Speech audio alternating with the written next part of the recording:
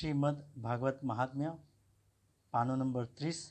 श्री गणेशाय नमः, श्री सरस्वती नमः, श्री गुरुभ्यो नमः, श्री महाप्रभुजी नमः, मारा गुरुदेव श्री व्रजलाल जीवन नमः, श्री रामचंद्र डोंगरे महाराज नमः।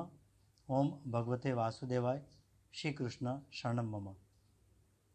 संसार में ज्यां सुधी देहनु भान छे त्यां सुधी मनुष्य संसार ने छोड़ी शकतो नथी। जे मन मायाने स्पर्श करे छे ते मन मोहननी सेवा में जई शकतुं नथी। मन वारंवार मायाना विचार करे छे त्यारे ते मलिन बने छे। नाम सेवा एटला माटे छे के नाम सेवाथी मन शुद्ध थाय छे। ज्यां सुधी स्वरूप सेवा में मन एकाग्र न थाय त्यां सुधी नाम सेवा करो। स्वरूप सेवा में आनंद आवतो नथी केम के मन व्यग्र छे। આપણું મન ઈશ્વરને છોડીને વારંવાર વિષયો તરફ જાય છે। મનુષ્યનું મન સંસાર વ્યવહારના વિષયોમાં એવું તદ્રુપ થાય છે કે તે પાપ કરે છે તેનું પણ તેને ભાન રહેતું નથી। સ્વરૂપ સેવા કરતાં હૃદય પીગળે, આંખો ભીની થાય, આનંદ આવે અને સાત્વિક ભાવ જાગે તો સેવા સફળ થઈ છે એમ સમજજો। સેવા એ હૃદયનો ભાવ છે। હૃદયના ભાવ વગર કરેલી સેવા ફળતી નથી। જીવ શુદ્ધ થઈ પરમાત્માની સેવા કરે છે ત્યારે ઠાકોરજી પ્રેમથી પ્રસન્ન થાય છે। મનમાં અનેક જન્મોના મેલ ભર્યા છે। સ્વરૂપ સેવામાં મન શુદ્ધિ આવશ્યક છે। મન શુદ્ધિ નથી એટલે સ્વરૂપ સેવા ફળતી નથી। મનને શુદ્ધ કરવા નામ સેવાની જરૂર છે। મન શુદ્ધ કરે છે ભાગવત। कलयुग में नाम सेवा प्रधान है। श्रीमद् भागवत ये भगवान नाम स्वरूप है। नाम एज ब्रह्म है। नाम एज परमात्मा है। वधु शू कहूँ, नाम ए परमात्मा करता पण श्रेष्ठ है। ईश्वर देखाता नहीं, जे देखाता नहीं तेनी साथे स्नेह करवो कठिन है। नाम स्वरूप स्पष्ट देखाय है। जे व्यक्तिना प्रत्यक्ष दर्शन न थाय तेना नामने पकड़ी राखो तो जरूर तेना दर्शन थशे। ईश्वरનું स्वरूप सर्व माटे अनुकूल अने सुलभ नहीं, पण नाम स्वरूप सुलभ है। ज्ञानी पुरुषो नाम में निष्ठा राखे छे, नामनो आश्रय करे छे। नाम ए ईश्वरનું स्वरूप है। रामजीए थोड़ा जीवनो उद्धार कर्यो छे, पण त्यार पछी तेमना नामे अनेकोनो उद्धार कर्यो छे। कृष्ण पृथ्वी पर विराजेला त्यारे तेमणे जे जीवनो उद्धार कर्यो तेना करता तेना नामे अनेकोने तार्या छे। मोटामां मोटुं पाप कयुं आपणने ईश्वरना नाममां निष्ठा नथी ते। नाम साधन सरल छे। भागवत ए भगवाननुं नाम स्वरूप छे। भागवतनो आश्रय ए नामनो आश्रय। भागवतनो आश्रय करे ते भगवान बने छे। आत्मदेव भागवतनो आश्रय लई दशम स्कंदनो पाठ करतो हतो। केवल दशम स्कंदना पाठथी तेने मुक्ति मळे छे। संस्कृतनुं ज्ञान होय तो रोज दशम स्कंदनो विष्णु सहस्त्र नामनो शिव महिमना स्त्रोत्रनो पाठ करो। पाठ अर्थ ज्ञान साथे करो। अर्थ ज्ञान वगरनो पाठ अधम पाठ छे। प्रभु जल्दी कृपा करता नहीं, कारण तमे तेना माटे दुख सहन करता नहीं।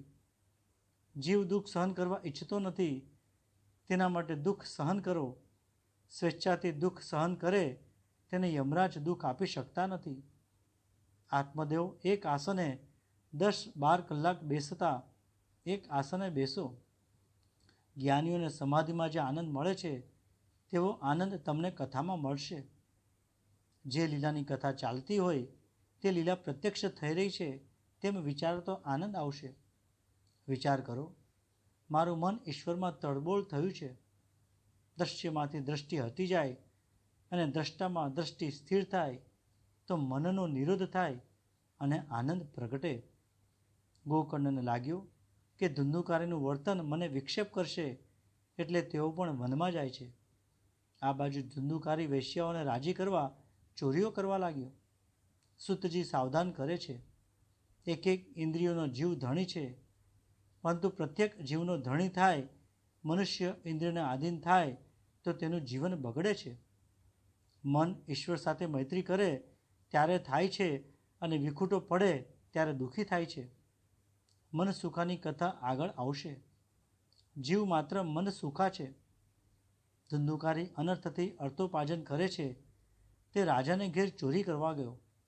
દાગીનાઓ લાવી વૈશ્યાઓને આપ્યા.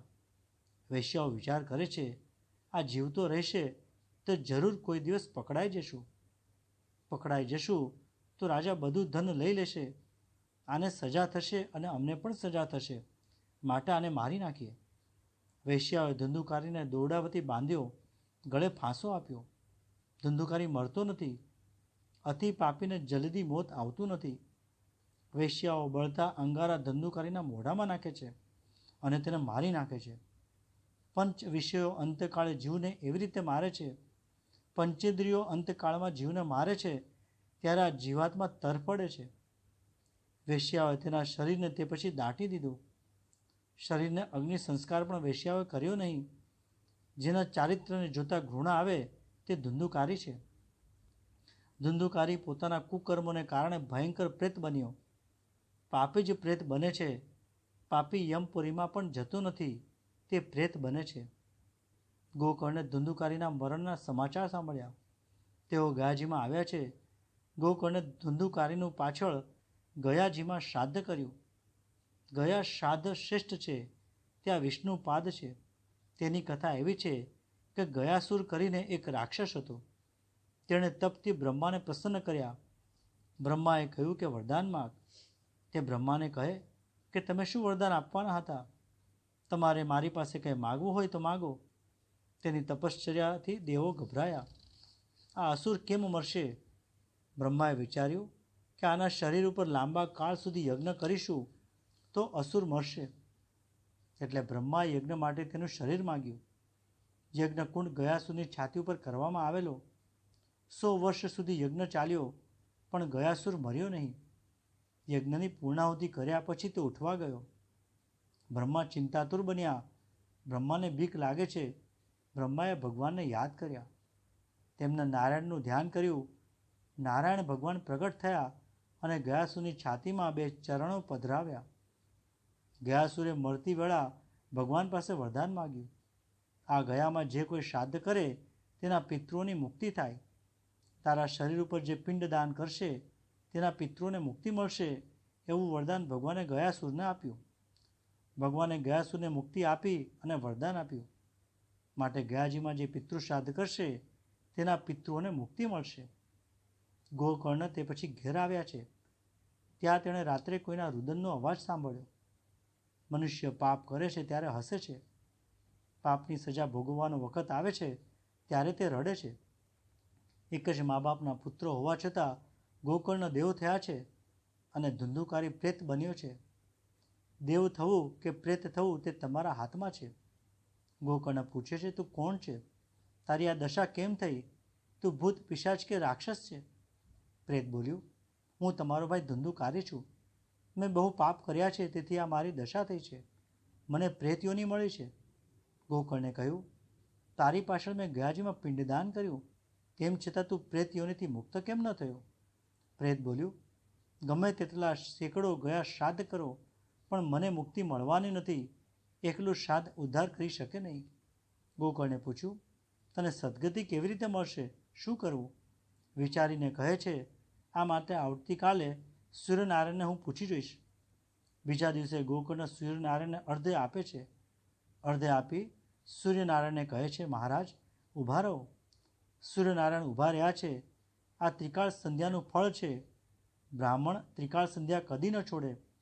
ત્રિકાળ સંધ્યા કરનારો કદી મૂર્ખ રહેતો નથી, દરિદ્રી રહેતો નથી. સૂર્યનારાયણે પૂછ્યું, કેમ? મારું શું કામ છે? ગોકર્ણે કહ્યું, મારા ભાઈનો ઉદ્ધાર થાય તેવો ઉપાય બતાવો. સૂર્યનારાયણે કહ્યું, તમારા ભાઈને સદગતિ મળે તેવી ઈચ્છા હોય તો ભાગવતની વિધિપૂર્વક કથા કરો. જે જીવની મુક્તિ શ્રાદ્ધથી ન થાય તેને ભાગવત મુક્તિ અપાવે છે. ભાગવત શાસ્ત્ર મુક્તિશાસ્ત્ર છે. ભાગવતથી મુક્તિ મળી શકે છે. ધુંધુકારીને પાપમાંથી છોડાવવા ગોકર્ણે ભાગવત સપ્તાહ પારાયણ કર્યું. ધુંધુકારી ત્યાં આવ્યો. તેને બેસવાની જગ્યા મળી નહીં એટલે 7 ગાંઠવાળા વાસમાં તેને પ્રવેશ કર્યો. રોજ એક એમ વાસની 7 ગાંઠો તૂટી. 7મે દિવસે પરીક્ષિત મોક્ષની કથા કહી. વાસમાંથી દિવ્ય પુરુષ બહાર આવ્યો. ગોકર્ણને પ્રણામ કરી તે બોલ્યો, ભાઈ, તે પ્રેતયોનીમાંથી મારી મુક્તિ કરી છે. ધન્ય છે ભાગવત કથાને. જળ વાસની ગાંઠો તૂટી જાય તો ચેતનની ગાંઠો ન તૂટે, ન છૂટે. લગ્નમાં પણ 2 જણની ગાંઠ બાંધવામાં આવે છે. પતિ પત્નીનો સ્નેહ ગાંઠ છે, તે છૂટવી કઠણ છે. પરમાત્માની સેવા કરવા એકબીજાને સાથ આપ્યો છે, તેમ માની પતિ પત્ની વર્તે તો સુખી થાય. વાસમાં એને વાસનામાં ધુંધકારી રહ્યો હતો. વાસની 7 ગાંઠો એટલે વાસનાની 7 ગાંઠો. વાસના જ પુનઃજન્મનું કારણ બને છે. તેથી વાસનાનો નાશ કરો. વાસના ઉપર વિજય એ જ સુખી થવાનો ઉપાય છે, માર્ગ છે. મનુષ્યને મોહ છૂટતો નથી. 7 પ્રકારની વાસના અથવા આસક્તિ છે. પહેલી, સ્ત્રીમાં આસક્તિ, પતિ પત્નીની આસક્તિ. બીજી, પુત્રમાં આસક્તિ, પિતા પુત્રની આસક્તિ. ત્રીજી, ધંધામાં આસક્તિ. ચોથી, દ્રવ્યમાં આસક્તિ. પાંચમી, કુટુંબની આસક્તિ. છઠ્ઠી, ઘરની આસક્તિ. સાતમી, ગામની આસક્તિ. આ આસક્તિનો ત્યાગ કરો. શાસ્ત્રમાં કામ, ક્રોધ, લોભ, મોહ, મદ, મત્સર અને અવિદ્યાને 7 ગાંઠ બતાવી છે. આ 7 ગાંઠોમાં જીવ બંધાયેલો છે. તેમાંથી તેને છોડવાનો છે. વાસ એ વાસનાનું સ્વરૂપ છે. જીવ વાસનામાં રહેલો છે. જીવમાં જીવભાવ વાસનામાંથી આવ્યો છે. તે નિષ્કામમાંથી સકામ બન્યો. આ વાસનાઓની ગ્રંથિઓને ન છોડે ત્યાં સુધી તેમનાથી જીવભાવ જતો નથી. ભાગવતની કથા શ્રવણ કરે તો વાસનાની એક ગાંઠ તૂટે છે. ભાગવત કથાથી આ ગાંઠો તૂટે છે. પ્રભુ પ્રત્યે પ્રેમ વધે એટલે આ આસક્તિઓની ગાંઠો છૂટી જાય. ભગવાનના નામનો જપ કરશો, તે એકલા જ સાચો છે એમ માની નિત્ય તેનું સ્મરણ કરશો તો વાસનાની ગાંઠ છૂટશે. એક ગૃહસ્થનો નિયમ કે 12 વર્ષથી ભગવાનની કથા સાંભળે. એક બ્રાહ્મણ રોજ કથા કરવા આવે. એક દિવસ શેઠને બહારગામ જવાનું થયું. કથા સાંભળવાના નિયમનો ભંગ કેમ થાય? તેમણે બ્રાહ્મણને કહ્યું, મારાથી કાલે કથા નહીં સંભળાય, નિયમનું શું થશે? બ્રાહ્મણે કહ્યું, તમારા બદલે તમારો પુત્ર કથા સાંભળશે તો ચાલશે. ગૃહસ્થે કહ્યું, પરંતુ કથા સાંભળી એને ક્યાંક સંસાર ઉપરથી વૈરાગ્ય આવી જાય તો? બ્રાહ્મણે કહ્યું, તમે 12 વર્ષથી કથા સાંભળો છો, તમને વૈરાગ્ય ન આવ્યો અને એક દિવસની કથાથી છોકરાને શું વૈરાગ્ય આવી જશે? કેવી વાત કરો છો તમે? યજમાન કહે છે, અમે રોજ કથા સાંભળીએ છીએ પણ મનની ગાંઠ છોડતા નથી. આવું ન કરો. કથા સાંભળી મનની ગાંઠ છોડો. જીવ સંસાર સુખનો મનથી પણ ત્યાગ ન કરે ત્યાં સુધી ભક્તિ સિદ્ધ થતી નથી. ભોગ છોડવા નથી અને ભક્તિ કરવી છે. એ કેમ બને? તો ધીરે ધીરે સ્વભાવને સુધારજો. સ્વભાવ સુધરે ત્યારે ભક્તિ સિદ્ધ થાય છે. જ્ઞાન અને વૈરાગ્યને પુષ્ટ કરવા આ ભાગવતની કથા છે. પરમાત્માના ચરણનો આશ્રય લઈ મહાપાપી ધુંધુકારી દેવ જેવો બન્યો છે. ધુંધુકારી બોલ્યો છે કે આ કથાથી મારા જેવા પાપીને પણ પરમગતિ પ્રાપ્ત થઈ છે. ધુંધુકારીને લેવા પાર્ષદો વિમાન લઈને આવ્યા. ગોકર્ણ પાર્ષદોને પ્રશ્ન પૂછે છે, એકલા ધુંધુકારી માટે વિમાન લાવ્યા, બીજા કોઈ માટે વિમાન કેમ ન લાવ્યા? પાર્ષદ કહે છે કે તે એક આસને બેસતો, ઉપવાસ કરતો અને કથાનું રોજ મનન કરતો. પ્રભુના ચરણમાં મનથી નિવાસ કરવો એ ઉપવાસ. મોરીઓ ખાવાથી કંઈ પૂર્ણ ઉપવાસ થતો નથી. કથા સાંભળવાથી એકલા ધુંધુકારીને જ કેમ મુક્તિ મળી? કથા ધુંધુકારીની જેમ સાંભળવી જોઈએ. તેણે કથાનું મનન અને નિધિધ્યાસન કર્યું એટલે મુક્તિ મળી. શ્રવણ, મનન, નિધિધ્યાસનથી જ્ઞાન દ્રઢ થાય છે. દ્રઢતા વગરનું જ્ઞાન વ્યર્થ છે. તે રીતે બેદરકારથી કરેલું શ્રવણ વ્યર્થ છે. સંદેહયુક્ત મંત્ર વ્યર્થ છે અને વ્યગ્ર ચિત્તે કરેલા જપનું પણ કાંઈ ફળ મળતું નથી. સંદેહ કરવાથી, મંત્ર અને ચિત્તના અહીં તહીં ભટકવાથી જપ ફળદાયી થતા નથી. કથામાં બેઠા હોય પણ મન ન હોય તો એ શ્રવણ શા કામનો? તે ફળદાયી થતું નથી. કથા સાંભળતી વખતે તન, મન અને ઘરનું ભાન ભૂલાઈ જવું જોઈએ. દેહ, ગેહાત્મ, વિસ્મૃતિની કથા સાંભળવી તન્મયતાથી કથા સાંભળવી જોઈએ. હું ઈશ્વર સાથે તન્મય થવા બેઠો છું એવી ભાવના રાખો. કથા સાંભળી મનન કરી જીવનમાં ઉતારો તો કથા સાંભળી સાર્થક ગણાય. કથા સાંભળી જીવનમાં એક લક્ષ્ય નક્કી કરવું જોઈએ. ભાગવત ભગવાનની કથા સાંભળ્યા પછી તેમાંથી કંઈક લઈ જાઓ. કથાનો એકાદ શબ્દ પણ મનમાં કોતરી રાખો તો જીવનનો ઉદ્ધાર થશે. મારા પાછળ છોકરાઓ ભાગવત સપ્તાહ બેસાડે તેવી ઈચ્છા રાખવી યોગ્ય નથી, પણ જીવતા જ ભાગવતમય જીવન જીવો તે ઉત્તમ છે. બધાને ખાતરી થઈ કે ધુંધુકારીની જેમ અમે કથા સાંભળી નહીં, તેથી અમને તેમના જેવી ગતિ મળે નહીં. કથાનું મનન કરો તો તે ઉત્તમ છે, પણ તે વગર કથા સાંભળો તો પણ લાભ તો આપે જ છે. તે પછી શ્રાવણ માસમાં ગોકર્ણે ફરીથી બીજી વાર આ અનુસાર કથા કહી સર્વનો ઉદ્ધાર થયો. તે વખતે ભક્તિ મહારાણી ત્યાં પ્રગટ થયા છે. જ્ઞાન અને વૈરાગ્યને લઈને ત્યાં પધાર્યા છે. કથાથી ભક્તિ મહારાણી પ્રગટ થાય છે. જ્ઞાન અને વૈરાગ્ય સાથે ભક્તિ વધે તો મુક્તિ મળે છે. જ્ઞાન વૈરાગ્ય વિના ભક્તિ કરે તો મુક્તિ મળતી નથી. ભક્તિ મહારાણી આનંદિત થયા અને જ્ઞાન વૈરાગ્ય સાથે નૃત્ય કરવા લાગ્યા. મૂર્છિત થયેલા એટલે કે ક્ષીણ થયેલા વૈરાગ્યને પુષ્ટ કરવા, જાગૃત કરવા, યુવાન કરવા ભાગવતની કથા છે. ગોકર્ણના સભા મંડપમાં ભગવાન પ્રગટ થયા છે. ભગવાને કહ્યું, હું તમારી કથા કીર્તનથી પ્રસન્ન થયો છું. મને આનંદ થયો છે. તમે કાંઈ વરદાન માગો. તે વખતે સનતકુમારો કહે છે કે જે મનુષ્ય શ્રી કૃષ્ણ કથા કરે, કીર્તન કરે તેવા વૈષ્ણવના હૃદયમાં આપ વિરાજો. સર્વને સદગતિ મળી છે. જે આનંદ વૈકુંઠમાં મળે છે તે જ આનંદ ભાગવત કથામાં મળે છે. પરંતુ જો તે પ્રેમપૂર્વક કરવામાં કે સાંભળવામાં આવે તો, જો કથામાં જગતની વિસ્મૃતિ થાય તો. ભાગવત એવો ગ્રંથ નથી કે મર્યા પછી મુક્તિ અપાવે, તે તો મર્યા પહેલાં પણ મુક્તિ અપાવે. મુક્તિ પ્રાપ્ત કરવાનું શાસ્ત્ર છે ભાગવત. વેદાંતના દિવ્ય સિદ્ધાંતો વ્યાસજીએ આ મહાત્મ્યમાં ભરી દીધા છે. 6ઠ્ઠો અધ્યાય વિધિનો છે. સત્કર્મ વિધિપૂર્વક કરવામાં આવે તો દિવ્ય બને છે. સત્કર્મને કાળનો નિયમ નથી. સત્યનારાયણની કથામાં પણ કહ્યું છે કે યસ્મિન કસ્મિન દિને છેવટે કથા કરો. સત્કાર્યને તુરંત કરવું, એને કદાપી મુલતવી રાખવું નહીં.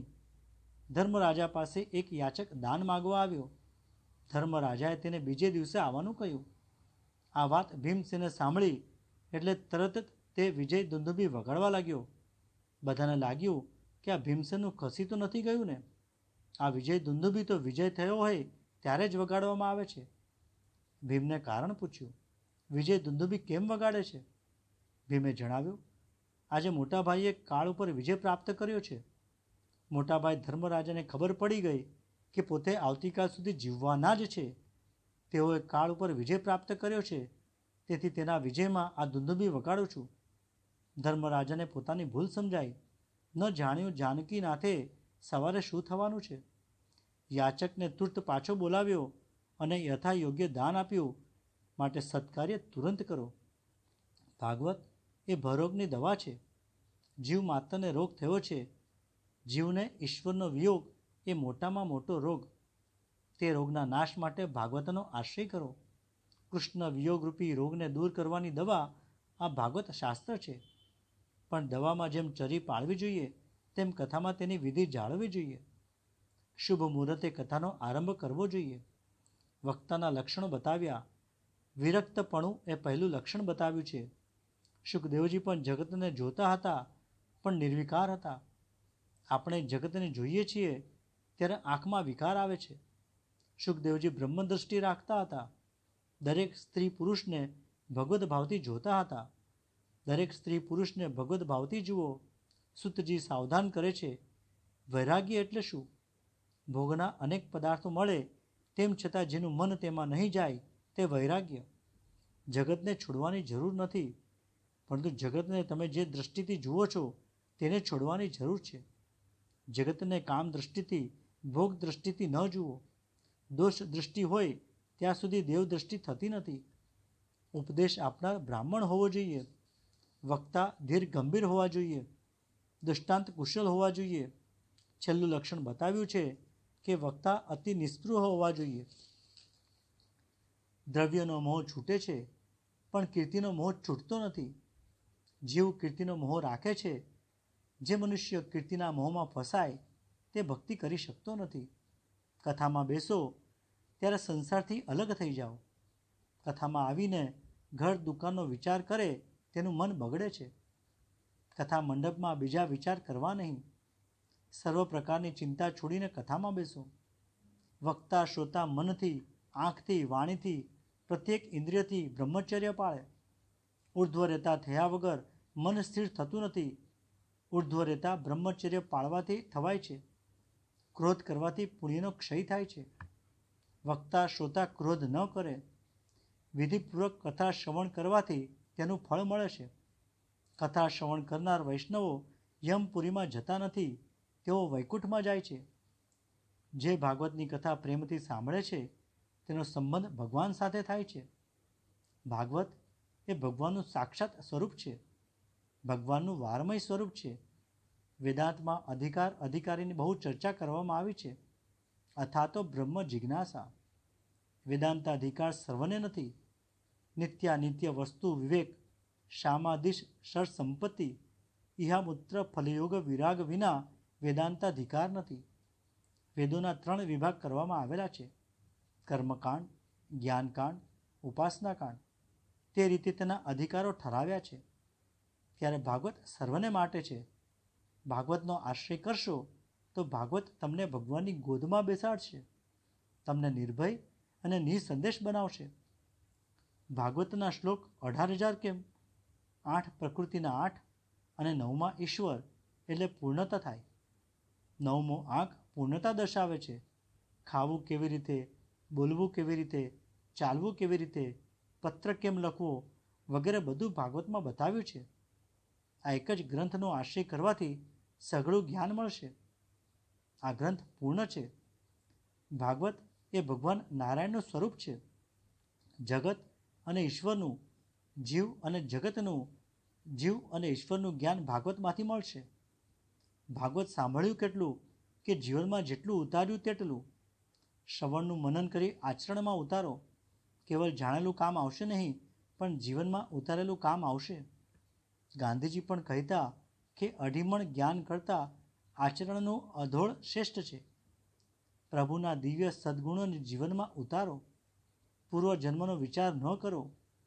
જનક રાજાએ પોતાના પૂર્વજન્મો જોવા ઋષિ યાજ્ઞવલ્ક પાસે માગણી કરી. યાજ્ઞવલ્કે ના કહ્યું, રાજા તે જોવામાં મજા નથી. છતાં જનક રાજાએ દુરાગ્રહ કર્યો. તે જોવા ઈચ્છા કરી. યાજ્ઞવલ્કે તેને તેના પૂર્વજન્મો બતાવ્યા. જનક રાજાએ જોયું કે પોતાની પત્ની અગાઉના જન્મોમાં એક વખત પોતાની માતા હતી. તેઓને દુઃખ થયું. તેથી પૂર્વજન્મના વિચારો ન કરો. આ જન્મ જ સુધારવા પ્રયત્ન કરો. ભગવાન સાથે લગ્ન કરો અને બીજાના લગ્ન પણ કરાવો. તુલસી રાધા રાણીનું સ્વરૂપ છે. તુલસી વિવાહ એટલે હું મારા ભગવાન સાથે લગ્ન કરીશ. ચાતુર્માસમાં સંયમ તપ કરે ત્યાર પછી જ તુલસી વિવાહ થાય છે. સંયમ પાળો, તપ કરો તો પ્રભુ મળશે. આત્માનો ધર્મ છે પ્રભુની સન્મુખ જવું. અહીં આ ભાગવત કથાને વિરામ આપું છું. કૃષ્ણાર્પણ.